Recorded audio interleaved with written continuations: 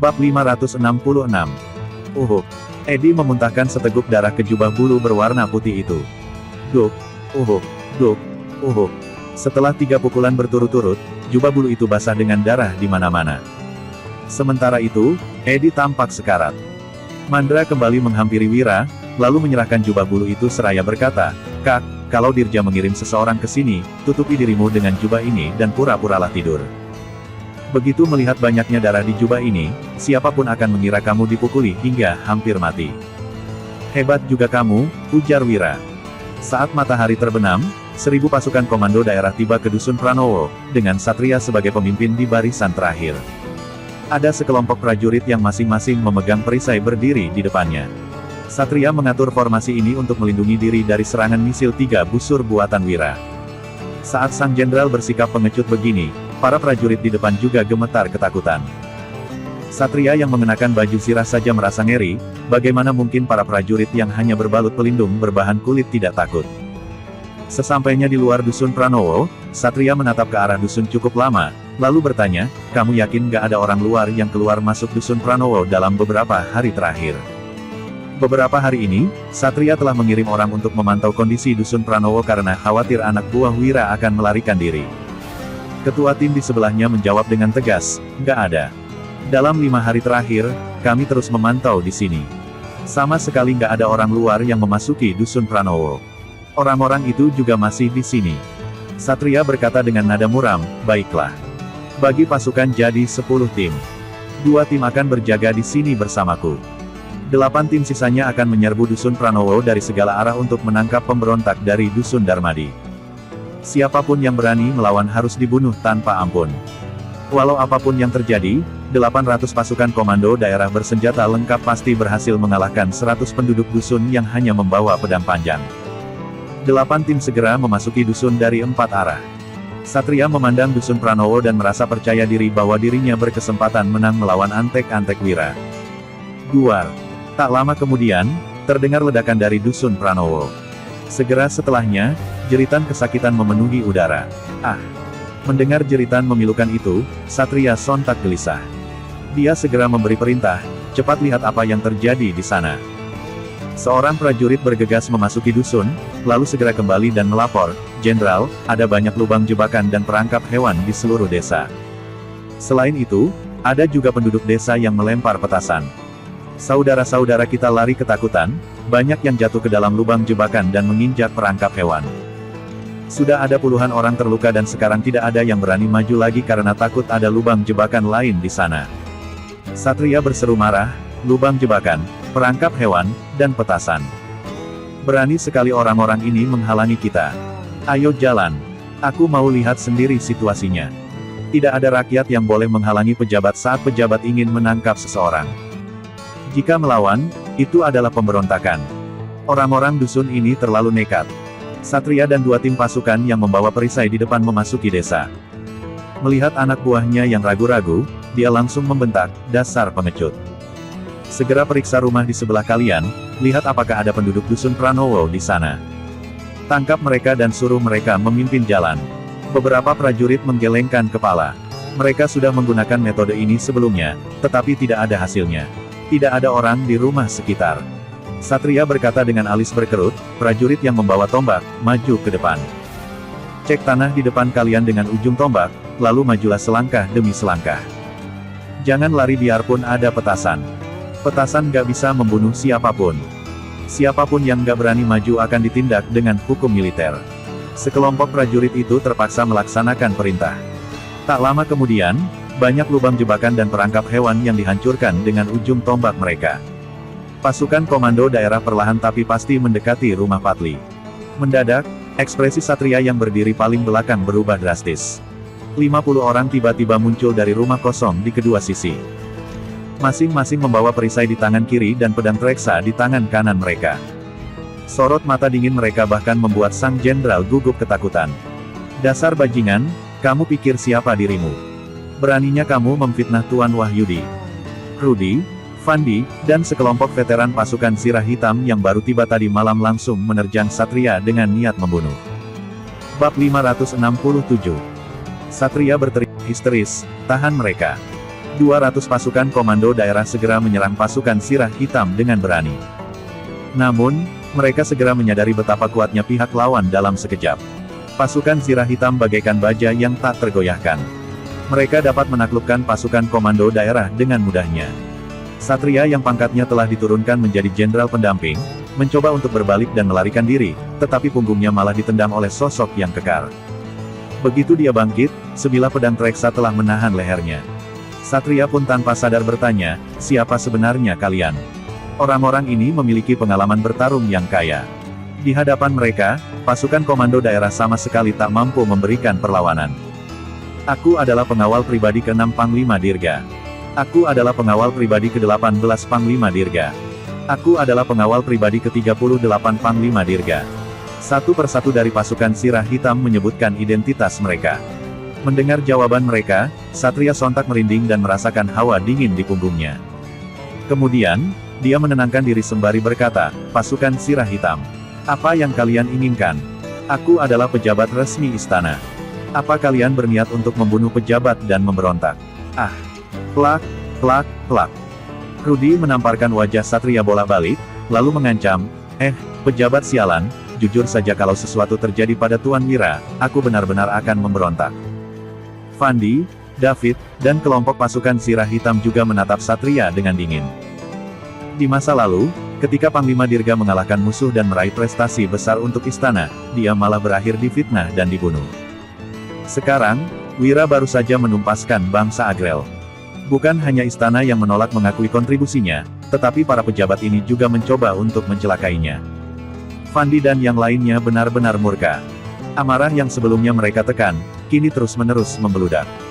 Jika bukan karena instruksi Wira, mereka pasti sudah menyusup ke kota pusat pemerintahan Lokana dan membunuh Dirja si pejabat sialan itu. Kemudian, mereka akan menyelamatkan Wira, lalu menemukan gunung terpencil untuk hidup dengan bebas, tanpa campur tangan istana lagi. Saat pandangan Satria bertemu dengan mereka, masing-masing orang itu memancarkan niat membunuh yang dingin. Seluruh sosok Satria langsung gemetar dan terkulai lemas di tanah. Terlepas dari apakah orang-orang ini berniat untuk memberontak atau tidak, riwayatnya benar-benar akan tamat kali ini. Di sebuah tambang batu di Kabupaten Araf, sekelompok tukang batu menggali sebuah batu besar dan menemukan lubang di bawahnya. Ada sesuatu di sini. Para tukang batu melihat ke bawah dan menemukan sebuah patung manusia yang berbaring di dasar lubang. Ukuran dari patung manusia itu sekitar 30 cm, dengan warna kuning yang kehijau-hijauan, dengan tanda-tanda kerusakan oleh usia. Patung ini sepertinya adalah barang antik. Emas. Aku yang melihatnya dulu. Sialan, aku yang melihatnya dulu. Jangan berebut denganku. Siapapun yang berani merebutnya, akan kuberi pelajaran. Siapa cepat, dia dapat.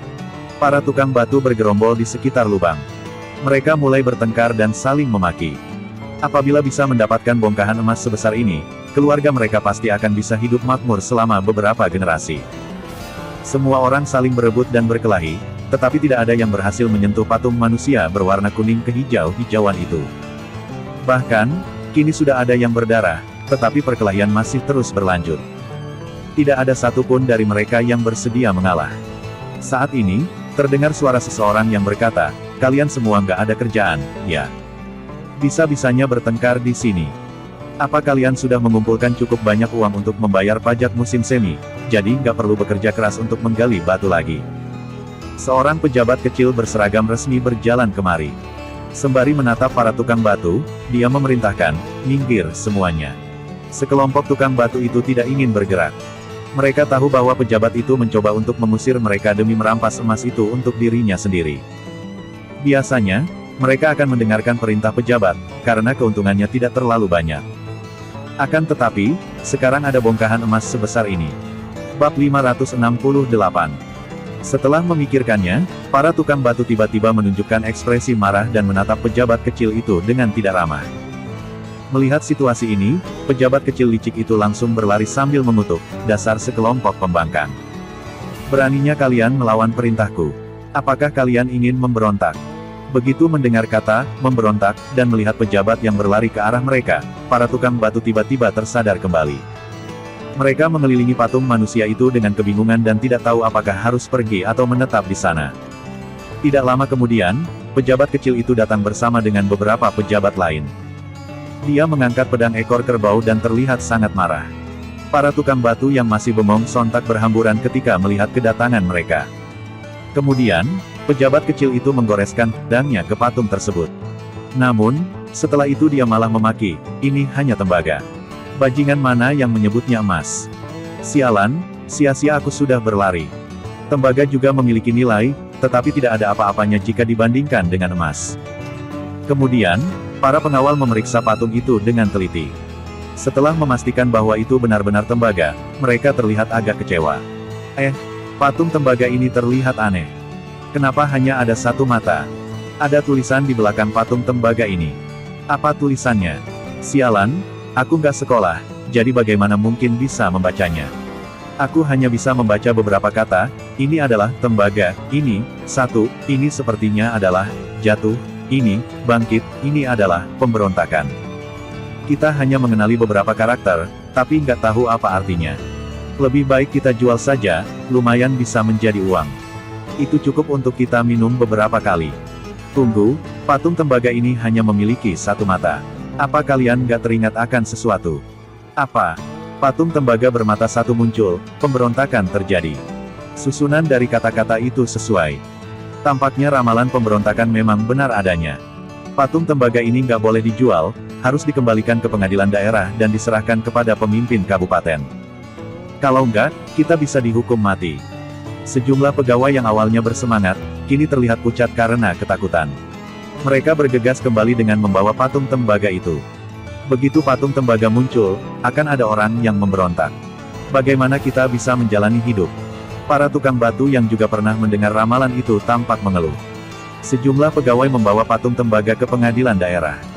Saat Patih melihat patung tembaga tersebut, dia berkata dengan ekspresi heran, begitu banyak karat tembaga dan tanda-tanda kerusakan karena usia. Patung tembaga ini setidaknya dibuat 300 tahun yang lalu. Apakah Tuan Dirja benar-benar ditakdirkan untuk memberontak? Ini nggak bisa dibiarkan. Sebagai penerima gaji dari negara, kewajiban utamaku adalah setia kepada negara. Aku harus melaporkan hal ini kepada istana. Ucap Patih tersebut. Pada saat itu, dua kuda segera tiba di pengadilan daerah dan ada petugas pengadilan yang ingin menghalangi mereka. Kedua orang yang mengenakan pakaian serba hitam itu turun dari kuda. Lantaran dihalangi, mereka segera mengangkat token di pinggang mereka. Para petugas pengadilan melihat token tersebut dengan heran. Mereka masih belum mengenali siapa kedua orang ini. Patih bergegas menghampiri mereka, lalu menangkupkan tangan dan menyapa dengan hormat kepada kedua tuan dari pasukan rahasia naga. Ada apa tuan datang kemari? Pasukan rahasia naga adalah mata-mata kerajaan yang bersembunyi di seluruh negeri untuk mengumpulkan informasi penting. Mereka tidak akan muncul biasanya. Begitu muncul, mereka akan melakukan penangkapan atau tindakan tegas. Pejabat resmi istana pun tak akan bisa lolos. Salah satu dari pasukan rahasia naga langsung berkata, "Di mana patung tembaga yang baru kamu terima? Kami ingin melihatnya." Patih Kabupaten Pirola segera mengeluarkan patung tembaga tersebut. Kedua anggota pasukan rahasia naga sontak mengernyit begitu melihatnya. Baik dari segi karat maupun tanda-tanda kerusakan akibat usia, patung tembaga itu tampak sangat nyata dan tidak dapat dipalsukan seperti benda ramalan lainnya. Apakah Dirja benar-benar ditakdirkan memiliki kemampuan untuk menggulingkan pemerintah? Kami akan membawa patung tembaga ini kembali ke ibu kota kerajaan. Tuan, kamu bisa menuliskan laporan tentang masalah ini. Setelah meninggalkan pesan itu, kedua anggota pasukan rahasia naga bergegas naik kuda dan langsung menuju ibu kota kerajaan. 5 hari kemudian, di ibu kota kerajaan Nuala. Di ruang kerja istana, kini terdapat 3 patung tembaga di atas meja. Raja Bakir sedang memeriksanya seraya mengernyit. Sementara itu, 2 penasihat dan 6 pejabat senior hanya berdiam diri di hadapannya. Setelah sekian lama, Raja Bakir akhirnya berkata, "Dimas, sebagai Menteri Perindustrian, kamu memiliki pemahaman yang luas tentang berbagai teknik kerajinan. Apakah ada kemungkinan bahwa patung tembaga satu mata ini palsu?" Bab 569. Sang Menteri Perindustrian, Dimas, segera menjawab, "Yang mulia, dinilai dari karat dan tanda-tanda kerusakannya, ketiga patung tembaga ini jelas merupakan barang yang telah dibuat setidaknya beberapa ratus tahun yang lalu. Patung-patung ini nggak mungkin baru diproduksi belakangan ini." Raja Bakir mengernyit makin dalam. Apabila patung tembaga ini memang berasal dari ratusan tahun yang lalu, juga dengan adanya 3 kalimat ramalan yang telah tersebar luas di 2 kota pusat pemerintahan, apakah itu berarti bahwa Dirja memang ditakdirkan untuk memberontak? Sebagai kepala negara, Raja Bakir tidak takut dengan pemberontakan. Bagaimanapun, pemberontakan selalu terjadi setiap tahunnya dan tidak pernah menjadi ancaman baginya. Akan tetapi, jika ada bukti fisik bahwa pemberontakan ditakdirkan berhasil, itu menandakan bahwa kerajaan Nuala mungkin akan digulingkan. Menteri Perekonomian, Jerry, menangkupkan tangannya dan berkata, "Yang Mulia, menurut informasi yang hamba terima, ramalan ini baru mulai tersebar di 2 kota pusat pemerintahan setelah prefektur kota pusat pemerintahan Lokana, Dirja, menangkap Wira dari Kabupaten Uswal. Ini terlalu kebetulan. Pasti Wira yang melakukan ini untuk mencelakai Dirja." Awalnya, Jerry tidak ingin secara terang-terangan membela orang yang berkemungkinan akan memberontak. Namun, kemarin bawahan Dirja datang dan memberinya 500 juta gabak sebagai suap. Mendengar pendapat mereka, Raja Bakir masih mengernyit dan tidak berkomentar. Pasukan rahasia naga telah melaporkan kepadanya mengenai situasi di kota pusat pemerintahan Lokana, termasuk alasan Wira bisa ditangkap. Apakah Wira benar-benar membunuh keluarga Patli atau apakah Dirja telah menjebaknya tanpa alasan? Kedua hal ini sama sekali tidak dipedulikan oleh Raja Bakir. Dia hanya memedulikan tentang takdir Dirja. Apakah orang itu benar-benar ditakdirkan untuk memberontak? Sang penasihat kiri, Kemal, memberikan tatapan tajam kepada Jerry. Sementara itu, Tirta, sang menteri Ritus, yang juga tidak setuju dengan pendapat Jerry pun berjalan keluar. Tirta menangkupkan tangannya seraya berkata, "Menteri Jerry, Tuan Wahyudi sudah ditahan di penjara. Bagaimana dia bisa memfitnah Dirja? Sepengetahuanku, ramalan ini pertama kalinya disebarkan oleh para perampok gunung dari berbagai tempat di kota pusat pemerintahan Lokana." Tirta melanjutkan, "Kita akan membahas perampok gunung di kota pusat pemerintahan Jagabuduru.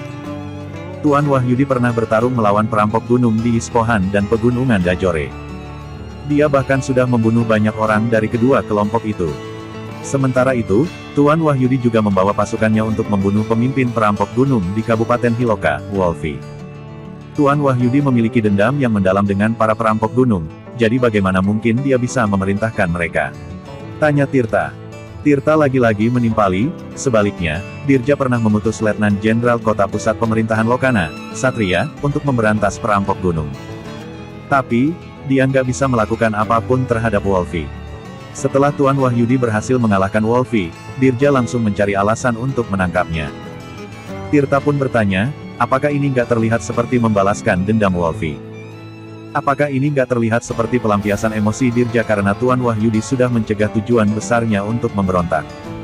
Menteri Jerry, ini menyangkut masa depan kerajaan Nuala. Dengan adanya bukti-bukti dari ramalan ratusan tahun yang lalu, kenapa kamu masih memilih untuk membela Dirja? Apa yang sebenarnya kamu rencanakan? Tanya Tirta. Plop. Dalam sekejap, wajah Jerry memucat dan dia langsung berlutut di lantai. Kemudian, dia segera berkata, "Yang Mulia, hamba telah berjuang sepenuh hati untuk kerajaan Nuala. Hamba sama sekali tidak memiliki niat jahat. Mohon Yang Mulia melihat ini dengan jelas. Hamba membela Dirja karena dia berhasil mengumpulkan pajak dengan baik." Dirja menjelaskan, "Sekarang, kas negara kita hampir kosong. Ada banyak daerah yang tidak bisa mengumpulkan setengah dari pajak yang ditentukan. Beberapa daerah bahkan harus meminta uang dari pemerintah pusat. Sementara itu, Dirja selalu berhasil mengumpulkan pajak sesuai dengan target yang ditentukan setiap tahunnya. Kalau benar-benar ingin memberontak, kenapa dia membantu istana untuk mengumpulkan pajak, bahkan sampai merusak reputasinya sendiri di daerah setempat?" tanya Dirja. Saat ini, Kemal berdiri seraya berkata, "Apakah Dirja memiliki niat jahat atau enggak, mohon biarkan Yang Mulia yang menilainya. Tapi, kalian semua sudah melihat puisi, Pantang Menyerah, yang dibuat oleh Tuan Wahyudi, kan? Bagaimana bisa kita membiarkan orang yang benar-benar mencintai negara seperti dia, terjebak dalam intrik orang licik?" Begitu puisi, Pantang Menyerah, tersebar ke ibu kota kerajaan, Kemal yang membacanya segera memahami situasi yang dialami oleh Wira dan menjadi sangat marah. Jika bukan karena hal ini menyangkut pemberontakan dan banyak orang yang berusaha mencegahnya, Kemal mungkin telah menciptakan kekacauan di istana. Keadilan pasti ada di dunia ini, Wira menulisnya dengan baik, tetapi di manakah letak keadilan itu? Saat ini, sang penasihat kanan, Ardi, mengingatkan Kemal dengan berkata, "Penasihat kiri, apa kamu melupakan kebijakan dari Yang Mulia? Kita dilarang membahas orang itu di sini. Saat ini, yang paling penting adalah memastikan apakah 3 patung tembaga ini benar-benar ramalan. Hal ini berkaitan dengan masa depan besar kerajaan Nuala. Apakah Wira jauh lebih penting dari semua itu? Kemal menatapnya mata tajam, lalu segera membantah, penasihat kanan. Akan tetapi, Raja Bakir malah menepuk meja dengan ekspresi yang muram. Kemudian, dia langsung menyela, cukup. Ini berkaitan dengan masa depan negara, tapi kalian masih bisa berdebat. Panggil pejabat dari lembaga falak. Begitu mendengar perkataan raja, kedua penasihat itu sontak merasa tegang dan terdiam. Lembaga falak adalah lembaga yang bertanggung jawab atas pengamatan fenomena langit, pembuatan kalender, serta pengelolaan tata letak istana kerajaan, dan ramalan keberuntungan. Kadangkala, ketika raja menghadapi keputusan yang sulit, dia akan berkonsultasi dengan pejabat lembaga falak untuk mengambil keputusan berdasarkan pergerakan langit dan ramalan keberuntungan. Setengah jam kemudian, seorang pejabat tingkat ke-7 dari lembaga falak berlutut di ruang kerja istana. Raja Bakir pun bertanya, Jevan, apakah ada perubahan aneh dalam fenomena langit belakangan ini? Bab 570. Pejabat lembaga falak, Jevan Yosafat, bersujud dan melaporkan, Yang Mulia, 3 hari yang lalu, bintang pelindung bergerak dari arah barat laut dan bertabrakan dengan bintang ungu. Berdasarkan tafsiran astrologi, tahun ini akan terjadi peristiwa penting dalam kerajaan dan mungkin ada orang yang akan memberontak. Suasana di ruang kerja istana langsung menjadi tegang. Jerry berkeringat dingin dan tidak berani lagi membela Dirja. Sebelumnya ada bukti dari masa lalu berupa patung tembaga dan kini ada fenomena langit aneh, di mana bintang pelindung menabrak bintang ungu. Apakah Dirja benar-benar akan memberontak? Kemal, Suhendra, dan Tirta saling memandang dengan kaget. Sejujurnya, ketika Wira ditangkap, lalu ramalan beserta benda-benda ramalan ini muncul, mereka semua memiliki keraguan. Mereka menduga bahwa ini adalah rencana Wira untuk melawan balik Dirja yang mencelakainya. Akan tetapi, setelah membaca puisi, pantang menyerah, mereka lagi-lagi goyah. Itu adalah sebuah karya luar biasa yang penuh dengan semangat, dedikasi, dan keberanian.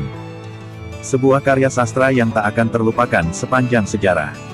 Bagaimana seseorang bisa menulis ini jika bukan karena kebencian yang mendalam dan keinginan untuk menyuarakan kebenaran? Kini, seiring dengan 3 patung tembaga yang telah teridentifikasi sebagai artefak kuno dari beberapa ratus tahun lalu, serta didukung oleh fenomena langit, semua keraguan mereka sepenuhnya sirna. Dalam sekejap, ke-8 pejabat utama itu menatap ke arah Raja Bakir dan menunggu keputusan beliau. Meskipun mereka adalah anggota kabinet, mereka tidak berani terlalu banyak ikut campur dalam masalah yang melibatkan takdir dan kedaulatan. Raja Bakir merenung sejenak sebelum akhirnya mengucapkan, sampaikan perintahku. Seiring terdengarnya suara keras, gelas teh porselen berkualitas tinggi terjatuh ke lantai. Dirja berbalik dan memaki, dasar sampah. Kamu sudah membawa semua pasukan kota pusat pemerintahan, tapi bisa-bisanya masih gagal menyelamatkan Jenderal Satria. Dalam beberapa hari terakhir, emosi Dirja membeludak. Para pembangkang itu beraninya menangkap Satria yang diutusnya ke sana dan memulangkan lebih dari 1000 prajuritnya. Dirja telah mengutus Jenderal Batalion Kota Pusat Pemerintahan beserta pasukannya ke sana, tetapi tidak ada satupun dari mereka yang mampu menerobos ke Dusun Pranowo. Bukan hanya tidak bisa menghilangkan jejak kriminalitas, kini orang kepercayaannya, Satria, bahkan telah ditangkap. Entah apa yang akan dikatakan Satria di sana. Jenderal Batalion Kota Pusat Pemerintahan Lokana, Jonas Lukito, berkata dengan ekspresi muram, Tuan, Jenderal Satria adalah seorang letnan jenderal.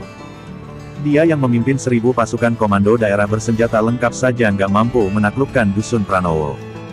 Aku hanya seorang jenderal batalion dan pasukanku nggak memiliki perlengkapan yang baik. Bagaimana mungkin kami bisa menaklukkan Dusun Pranowo? Bagaimana kalau kita meminta bantuan dari istana dan mendapatkan bantuan pasukan dari kota provinsi? Tanya Jonas. Demi menaklukkan Dusun Pranowo, Satria telah membawa semua perlengkapan terbaik. Alhasil, begitu dia ditangkap, prajurit yang lain tidak berani melakukan apa-apa dan langsung menyerah.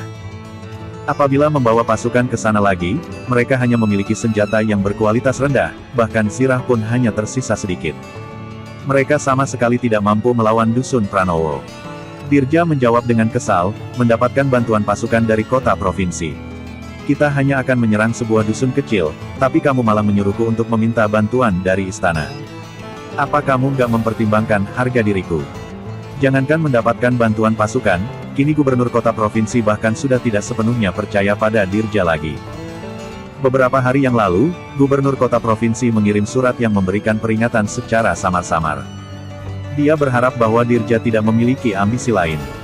Saat masih mencoba memahami makna surat tersebut, Dirja malah menerima kabar yang sangat buruk. Entah cara apa yang digunakan oleh Wira, bisa-bisanya dia menyebarluaskan ketiga ramalan itu di kota pusat pemerintahan Roino dan kota provinsi. Saat ini, gubernur bahkan mengira bahwa Dirja akan melakukan pemberontakan. Dirja sangat ketakutan sehingga segera mengutus seseorang ke istana untuk menyogok dengan uang 500 juta gabak. Jika tidak, setelah ramalan ini menyebar makin luas, raja pasti tidak akan melepaskannya. Pasukan kota pusat pemerintahan gagal menyerang dusun Pranowo, tetapi mereka juga tidak bisa mendapatkan bantuan pasukan dari kota provinsi. Jonas yang kebingungan pun bertanya seraya mengernyit, "Tuan, kalau begitu beritahu saja apa yang harus dilakukan.